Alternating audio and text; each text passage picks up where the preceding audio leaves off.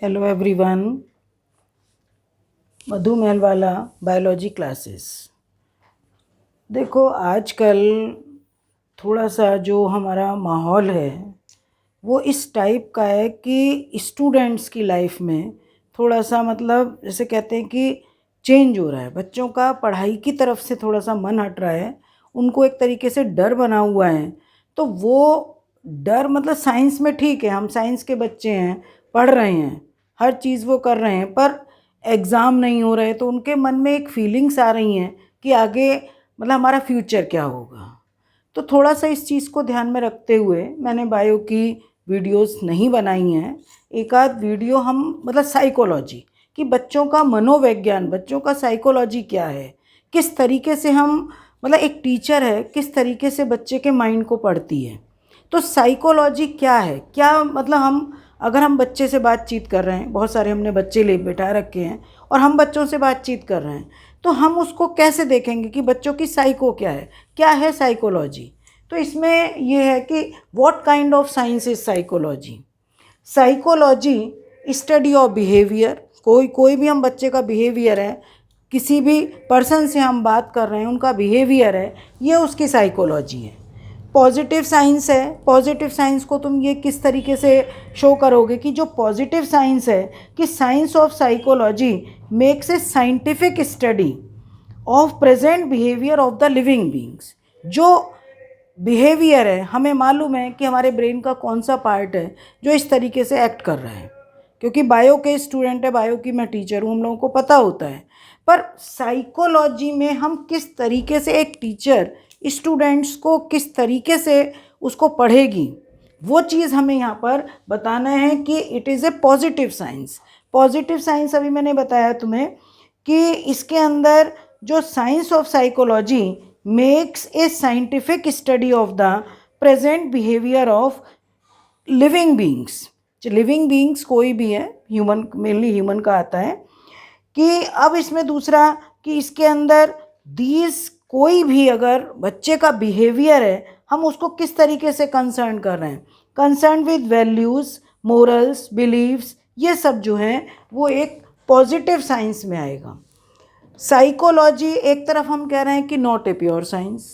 भाई pure science अगर हम साइंस कहें तो वो तो नहीं है, क्योंकि साइंस का मतलब तो ये होता है कि पर्टिकुलरली हम बायो की है पूरा डिटेल में स्टडी कर रहे हैं, कि हम ऑर्गन की स्टडी कर रहे हैं। अब जैसे मैंने माइंड का यहाँ पे लिख रखा है, तो माइंड का अगर हम पूरा स्ट्रक्चर पढ़ेंगे कि माइंड में fore brain, mid brain, hind brain, ये चीज़ पढ़ेंगे।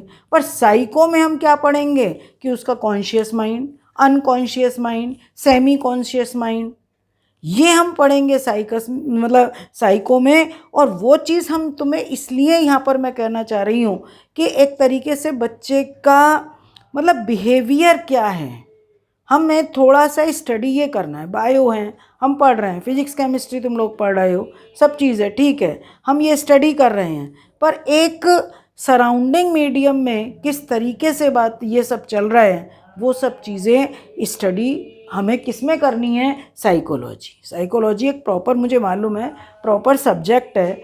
ये मेरा सब्जेक्ट नहीं है, पर मैं इतने सालों से जो बच्चों को पढ़ा रही हूँ कि बच्चों के साथ हमारा किस तरीके से टीचर का स्टूडेंट से कैसा बिहेवियर है, या स्टूडेंट का टीचर से किस तरीके से बिहेवियर है, एक टीचर अपने स्टूडेंट को किस तरीके से टॉप तक पहुंचा सकती है, वो सब चीज़ें मैं थोड़ा सा 2-4 वीडियो में बताना चाह रही हूँ। दूसरी चीज़ हम ये कहेंगे कि इट इज़ ए साइंस। भाई देखा जाए साइंस भी है कि जो रियलिटी में हो रहा है, हम रियलिटी में किसी के साथ जुड़े हुए हैं, वो उस तरीके उसके हिसाब से देखें कि उसका बिहेवियर, प्रेजेंट उसकी क्रिएटिविटी माइंड के किस पार्ट से हो रही है, वो अलग चीज़ है। पर वो जो डेली रूटीन की चीज़ें हैं, हम किस तरीके से कर रहे हैं, हमारा एनवायरनमेंट का इफ़ेक्ट क्या है, सराउंडिंग हमारा इफ़ेक्ट क्या है, तब उसके हिसाब से अगर देखेंगे तो इट इज़ ए साइंस। ठीक है। In this for studying human behaviour various methods are used such as observation. भाई किसी को हमें ऑब्जर्व करना है, ऑब्जर्वेशन, एक्सपेरिमेंटेशन एंड डिस्क्रिप्शन। तो वो चीज़ अगर हम कहेंगे तो ये किस में हम कहेंगे कि साइकोलॉजी। किस में कहेंगे, साइकोलॉजी। अब यहाँ पर मैंने एक हेडिंग डाला है कि utility of knowledge of psychology for a teacher. अभी मैंने तुम्हें बताया कि टीचर स्टूडेंट का रिलेशन जो होता है कि एक टीचर मान लो बहुत टॉप क्लास बच्चा है, उसको हर एक कोई पढ़ा देगा, कि उसको मालूम है कि ब्रेन की IQ उसकी ज़्यादा, हर एक कोई। पर अगर कोई बच्चा एक लोअर मिडिल मतलब लोअर बच्चा है, थोड़ा सा समझ में देर में आता है, तो उस बच्चे को हमें कैसे मतलब पढ़ाना है, कैसे उसके साथ बिहेव कर रहे हैं, वो हमारी psychology. Helpful in understanding the unconscious mind. अभी मैंने बताया कि बायो में अगर तुम स्टडी करोगे ब्रेन की, तो ब्रेन के 3 part, fore brain, mid brain, hind brain. Fore brain के भी पार्ट हैं, ऑल्फैक्टरी लोब्स जो स्मेल के लिए होता है, सेरिब्रम या सेरिब्रल हेमीस्फीयर, 2 बड़े हेमीस्फीयर होते हैं जो हमारे पूरे ब्रेन का 100% अगर हम ब्रेन ले रहे हैं तो 80% पार्ट सेरिब्रल हेमीस्फीयर, 2 बड़े हेमीस्फीयर। और मैमल का कैरेक्टरिस्टिक फीचर, ह्यूमन का कैरेक्टरिस्टिक फीचर भी वही है। दोनों हेमीस्फीयर एक बैंड, कनेक्टिव बैंड से जुड़े हुए हैं, उसको कॉर्पस कैलोसम बोलते हैं। थर्ड पार्ट होता है इसका डायंसेफेलॉन। डायंसेफेलॉन में एक पार्ट होता है हाइपोथैलेमस, जो टेम्परेचर रेगुलेशन के लिए, हमें भूख कब लग रही है, हमें प्यास कब लग रही है, हम सैटिस्फैक्टरी सेंटर, हमने पानी पी लिया, कब हमें पानी पीना बंद कर देना चाहिए, कब खाना खाना बंद कर देना चाहिए, वो सारा कंट्रोल किसका होता है, हाइपोथैलेमस का। फिर इसके बाद अगर हमारा मिड ब्रेन की मैं बात करूं तो मिड ब्रेन में आते हैं ऑल्फैक्टरी लोब्स भी आते हैं, और जिनको हम कॉर्पोरा क्वाड्रिजेमिना कहते हैं। अब तुम ये समझ सकते हो कि मान लिया मैं किसी चीज़ को देख रही हूँ, मैं वीडियो बना रही हूँ, मैं मतलब देख के बना रही हूँ, तो जो इमेज बनेगी वो आइज़ के रेटिना पर इन्वर्टेड इमेज बनेगी, और उस ऑप्टिक नर्व से जब वो इमेज ब्रेन के मिड ब्रेन में जाएगी, सुपीरियर कॉलिकुली, अभी मैंने ऑप्टिक लोब नाम बोला है, तो ऊपर के 2 बड़े लोब्स होते हैं, नीचे के 2 छोटे होते हैं। तो जब वो नर्व्स के थ्रू, ऑप्टिक नर्व्स के थ्रू सेंसेस जब ऑप्टिक लोब में पहुंचेंगी, तब वो हमें चीज़ दिखाई देगी। पर और भी चीज़ ध्यान से सुनो, वो चीज़ हमें दिखाई देगी, ठीक है ये बुक है, पर उसकी क्वालिटी क्या है, बुक किस टाइप की है, हमें पढ़ने में मज़ा आ रहा है नहीं आ रहा है, क्वालिटी क्या है। हम तुम कुछ बुक को देखो ये अच्छी बुक नहीं है, कुछ बुक को कहते हो ये बुक तो बहुत टॉप क्लास बुक है, तो वो पार्ट ऑप्टिक लोब्स का भी नहीं है। ऑप्टिक लोब्स का काम है केवल हमें देखना, पर वो काम, इससे ज़्यादा काम जो क्या होता है, वो ब्रेन का भी मैंने बताया 2 बड़े सेरिब्रल हेमीस्फीयर हैं, उसके भी 4 लोब हैं। जैसे हमारा फ्रंटल लोब है, ये हमारे IQ के लिए, मतलब जो हमारी इंटेलिजेंसी क्वेशंट है। नेक्स्ट पार्ट जो मेमोरी वाला पोर्शन होता है, वहाँ पर वो सेंसेस जाते हैं, तब ये पता चलेगा कि ये बुक की क्वालिटी या किसी चीज़ की क्वालिटी क्या है। बायो में हम इस चीज़ को पढ़ाते हैं, पर यहाँ पर हम जो पढ़ा रहे हैं कि साइको में हमें क्या करना है, conscious mind, semi conscious, unconscious mind. अभी तीसरा पार्ट और सुन लो, मिड ब्रेन का एक पार्ट और होता है क्रूरा सेरिब्री।